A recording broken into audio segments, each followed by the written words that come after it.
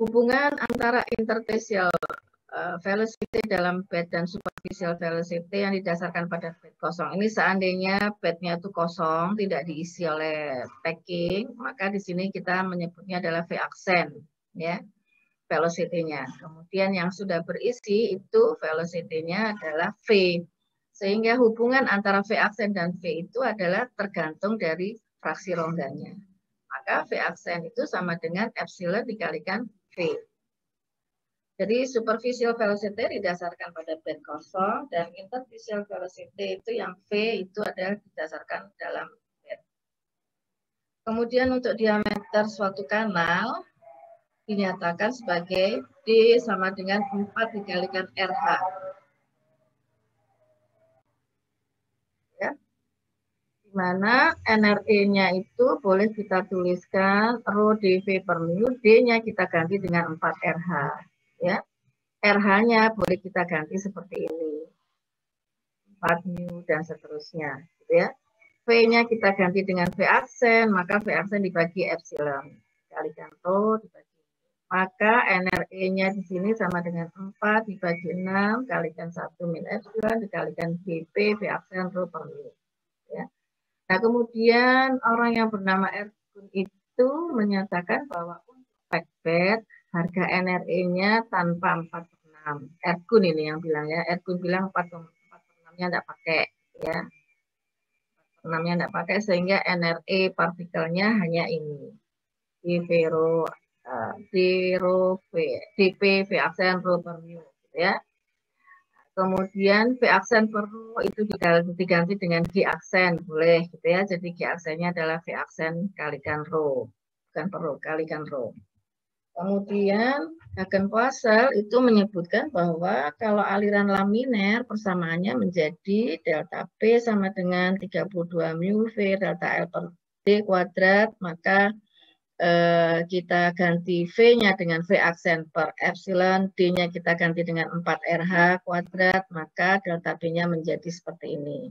Ya. Nah, menurut Blake-Kozeny, persamaan laminer, void fraction-nya lebih kecil dari 0,5, NRE partikelnya lebih kecil dari 10, maka packbed-nya adalah delta P sama dengan 150 dan ini. Ya. Jadi Hagen-Poiseuille punya persamaan sendiri, menyatakan persamaan sendiri, kemudian Blake-Kozeny punya sendiri, Ergun juga menyatakan masing-masing, kemudian di sini untuk turbulen itu dinyatakan delta P-nya adalah seperti ini. Ya, ini ya turunannya dari yang di depan tadi. Untuk aliran turbulen yang besar, harga friksinya, friction faktornya atau F-nya itu konstan. Jadi diasumsikan semua packbed mempunyai tingkat kekasaran yang sama.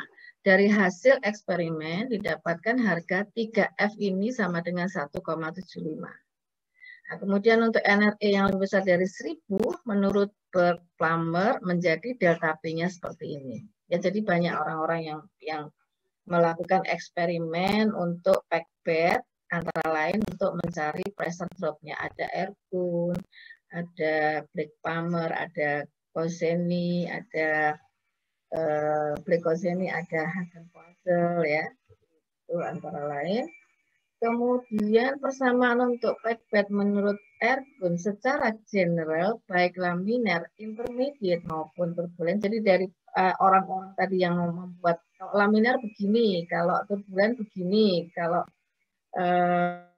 packbed itu Ergun bilang 4/6-nya tidak pakai kalau laminar. Nah, sekarang Ergun menyatukan pernyataan-pernyataan beberapa peneliti tadi menjadi suatu persamaan yang bisa digunakan secara general, baik dia untuk laminer, intermediate maupun turbulen. Persamaannya mengikuti persamaan Ergun, ya. Delta P sama dengan 150 mu V aksen delta L per dP kuadrat dan seterusnya. Ya, di sini ada konstanta 150 dan 1,75. Kemudian apabila ditulis dalam grup yang tak berdimensi, grup tak berdimensi itu apa? NRE, ya. Maka persamaan ini menjadi delta P rho per G aksen kuadrat dikalikan dP per delta L kalikan epsilon pangkat 3 per 1 min epsilon adalah ini. Jadi di sini NRE partikel ini adalah rho V aksen per dP kuadrat dan seterusnya ya. Maka ini menjadi NREP. Jadi persamaan ini di rearrange-nya menjadi seperti ini apabila dinyatakan dalam grup tak berdimensi. Nah, kemudian karena suatu partikel itu bentuknya macam-macam ya, irregular ya, ada yang sferis, ada yang silindris, ada yang disk, gitu ya. Sehingga di sini perlu ada pernyataan diameter ekivalen, yaitu diameter bola. Apa yang dimaksud dengan diameter ekivalen? Yaitu diameter bola yang mempunyai volume sama dengan partikel apa saja. Jadi diameter ekivalen itu adalah diameter bola yang mempunyai volume sama dengan partikel yang lain. Ini kemudian untuk menyamakannya itu ada shape factor namanya, sphericity shape factor, yaitu dinyatakan dengan PS. PS ini adalah sphericity atau shape factor, yaitu perbandingan antara luas permukaan bola. Jadi ini dibandingkan partikel apa saja terhadap bola ya. Perbandingan antara luas permukaan bola yang mempunyai volume sama dengan volume partikel terhadap luas permukaan partikel yang sebenarnya. Ya. Misalnya untuk bola, SP itu sama dengan Pi dP kuadrat. VP-nya, volumenya adalah Pi per 6 dP pangkat 3. Ya. Kemudian, bila suatu partikel yang mempunyai volume sama dengan bola, maka volumenya sama dengan volume bola, yaitu Pi per 6 dP pangkat 3. Sphericity itu adalah luas bola dibagi luas dari partikel apa saja. Sehingga luas partikel itu adalah luas bola dibagi dengan sphericity. Sedangkan AV itu sama dengan SP per VP, itu adalah Pi D kuadrat per VSP dP pangkat 3 per 6. Sehingga AV-nya adalah 6 per V dP, VS-nya shape faktornya adalah 6 VP per dP SP. Dan A itu adalah 6 per VS dP dikalikan 1 min epsilon. Nah, VS-nya ini dapat dari mana? Ada di tabel Ginkgo-Breeze, tabel 311. Atau kalau tidak ada di tabel, biasanya diketahui shape faktor. Ya. Kita lihat tabelnya misalnya ini. Kalau sferis, shape faktornya ya 1. Ya. Tabelnya di tabel 311 ya. Kalau kubus itu shape faktornya 0,81.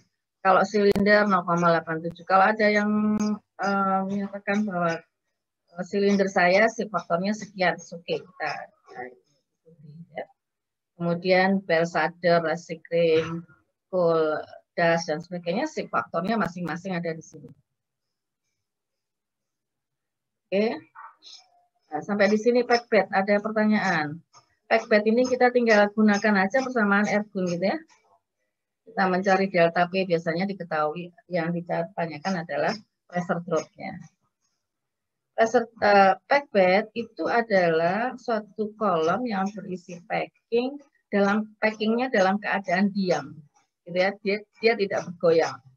Jadi pressure drop-nya lebih mudah kita ukur karena dia misalnya contohnya itu adalah filtrasi ya, proses filtrasi misalnya. Itu kan kita membuat suatu kolom berisi kerikil apa dan sebagainya gitu ya. Nah, itu kita aliri fluida. Nah, fluidanya mengalir tanpa membuat packingnya itu bergoyang gitu ya. Itu namanya, kita boleh menyebutnya sebagai packbed. Nah, kemudian kelanjutan dari packbed ini adalah proses fluidisasi. Fluidisasi itu adalah sistem operasi dalam proses kimia yang menggunakan konsep fluidisasi. Biasanya penggunaannya adalah reaktor yang fluidized bed. Jadi fluidized bed reaktor. Kemudian bisa juga menggunakan pengeringan, fluidized bed dryer digunakan untuk pengeringan. Bisa juga untuk transportasi partikel. Ini pengertiannya seperti ini ya. Ini kalau ada pack kolom ya, pack kolom ini diisi dengan partikel-partikel. Kemudian kita ini unggun diam. Unggun diam itu adalah packbed. Kita aliri dengan fluida fluida cair atau udara ya, dengan tekanannya adalah P1. Kemudian yang di sini kita masukkan fluida dengan tekanan P2, di mana P2-nya lebih kecil dari, kita ukur P2-nya, kita ukur P2-nya itu P2-nya lebih kecil dari P1. Delta P-nya adalah P1 min P2, karena P2-nya lebih kecil dari P1. Maka, bila suatu fluida cair atau gas dialirkan melalui unggun, tumpukan partikel padat, penurunan tekanan atau pressure drop fluida akibat dari hambatan partikel padat mengikuti persamaan ergun. Ya, kalau ini tumpukan partikel padat, masih fluida cairnya atau gas ya, itu dialirkan melalui unggun yang lewat tumpukan partikel tadi. Maka pressure drop-nya akibat dari karena kan kalau mengalir biasa kan seperti dalam pipa ya, tidak ada hambatan. Kalau ada hambatan, ada partikel-partikel, maka bagaimana pressure drop-nya? Kita mengikuti persamaan ergun yang tadi, ya, delta P dan seterusnya. Nah, porositas unggunnya itu sekitar 0,55 sampai 0,75. Ya, persamaan yang kita gunakan adalah persamaan ini, ergun yang ini. Nah, kemudian kalau kecepatan alirannya itu ditambah, maka delta P-nya akan meningkat. Jika laju fluida aliran gasnya dinaikkan, jadi ini kita kasih gas gitu ya, kita naikkan, maka pressure drop-nya oleh tahanan partikel padat juga meningkat. Ya. Jika aliran fluida terus ditingkatkan, maka partikel padat mulai bergerak dan terangkat sampai menjadi suspensi sempurna. Jadi ini kan tadinya kita lihat ini padat ini ya. Di sini padat. Nah, padat itu pada kecepatan aliran tertentu. Kalau kecepatan alirnya kita tambah, maka dia mulai bergoyang seperti ini. Renggang-renggang ya. Karena renggang-renggang maka di sini akan ada banyak rongga di sini. Ya, sehingga jika aliran fluida terus ditingkatkan, maka ini mulai bergerak dan terangkat. Ini delta P-nya menjadi konstan. Kalau ini mula-mula meningkat dulu, kemudian konstan. Nah, kemudian kalau laju aliran dinaikkan lagi, maka partikel zat padat akan ikut mengalir seperti fluida yang biasanya dimanfaatkan untuk transportasi zat padat untuk partikel halus, yaitu pneumatic conveyor. Jadi ini kita tambah kecepatannya, maka dia akan sampai ini, sampai naik seperti naiknya fluida. Ini terjadi proses fluidisasi. Ya, nah ini biasanya digunakan untuk transportasi zat padat yang bentuknya partikel halus.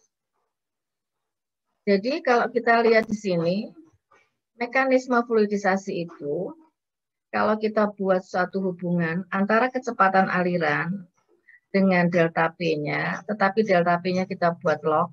Kenapa dibuat log? Karena ada satu fase yang fasenya cepat sekali, sehingga kalau tidak dilogkan, maka kita sulit untuk menggambarkannya.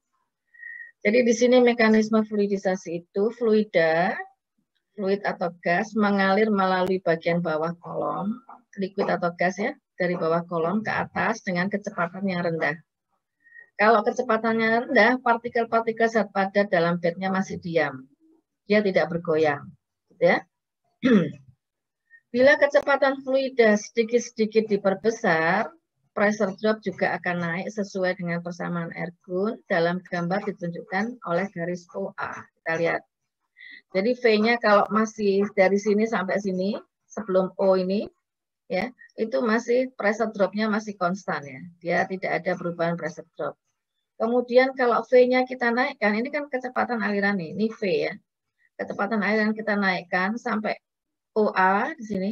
Nah, ini pressure drop-nya naik. Ya. Karena mulai bergoyang tadi ya. Sampai konstan. Kemudian pada titik A, butiran-butirannya mulai gerak. Jadi dia itu mulai naik, pressure drop-nya naik ya, karena dia membentuk rongga. Kemudian mulai titik A itu mulai bergerak, ya. Mulai bergerak.